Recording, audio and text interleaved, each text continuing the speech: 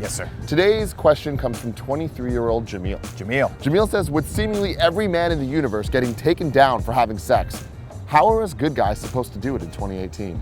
I know it can seem that there's a lot of that stuff in the news right now, but let's just make one point very clear.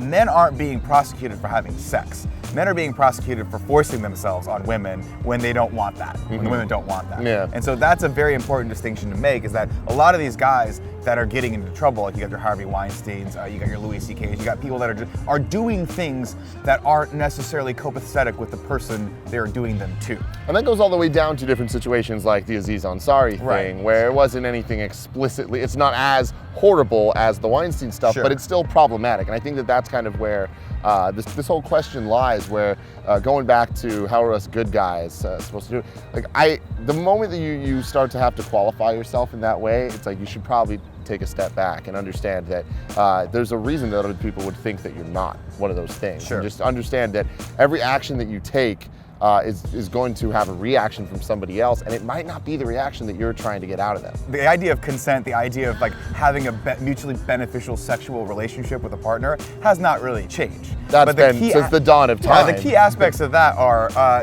mutually beneficial and good relationship with someone is what you're going for, right? Not a relationship where you feel like maybe you are trying to coerce someone into doing something, and not a relationship where you yourself are doing something that maybe you're not 100% comfortable with. Absolutely. That has never changed. Like that should always be the case. That's the goal you're going for, right? The trophy is when two people come together and your needs and your wants and your desires align, you can have sex, and that's totally fine. There's nothing wrong with that. I understand that for a lot of young single guys out there, it's very scary, the idea that you might make a misstep and have someone be unhappy with that, right? The fact of the matter is, a lot of that can just be solved by making your intentions clear, and when they say they don't want that, you go away. Yeah, it's very easy. Or accept it and move on from that. And that's, I think, a key thing, is it's not about trying to convince them otherwise. It's not about them saying, like, oh, hey, like going in for a kiss, and then be like, oh, I'm not ready for that. Like, not yet, give me some time.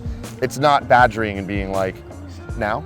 Not when though, but when? Like, and why? And like, it's no, they said no, give them their space, give them their time, and go from there. And I feel like you can take that situation and make it way bigger or way smaller. It doesn't matter. You still need to handle it the same way, which is listening.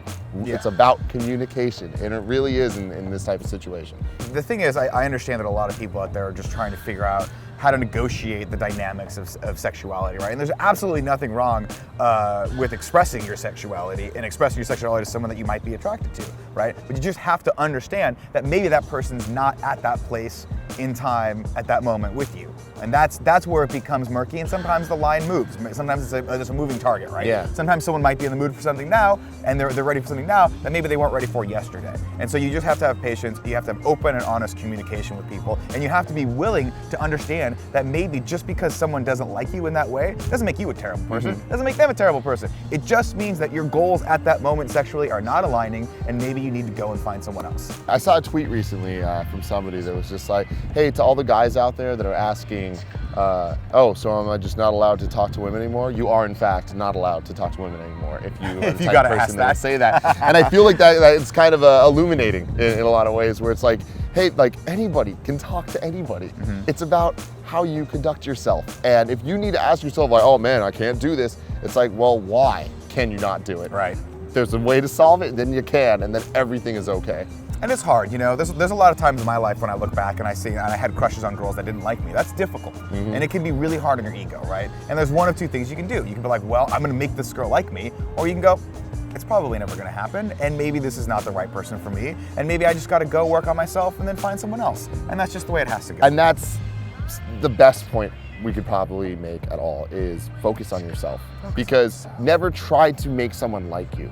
Try to be a likable person. I blame movies for this shit, right? Where it's like, I'm gonna do the grand gesture, and then all of a sudden she's gonna realize she's been in love with me the entire time. It doesn't fucking happen that way. It just does not.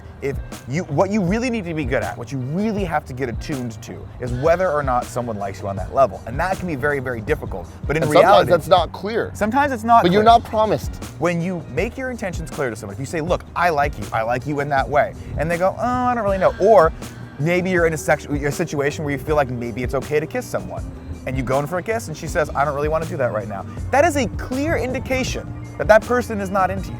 That is a no-fly zone. At that point, oh, we're gonna touch that. Nope, we gotta go. Fly your F-14 Tomcat to someone else's carrier. The best advice that I can give you guys is to listen and to be aware of what's going on in the landscapes right now. I feel like the more that you read, the more that you like try to pay attention to what's going on and why people are upset and why this conversation's happening, I think you can learn a lot about yourself. I know I have, for sure. I know we talk about this stuff all the time. Yeah. And nobody's perfect, but it's the idea that you're striving to be and that you're listening and trying to better yourself. Well, this has been Love and Sex Stuff. If you want more from us, you can follow me on Twitter and Instagram at Tim Gettys. You can follow him at Nick_Scarpino on Twitter and Instagram. And until next week, I love you.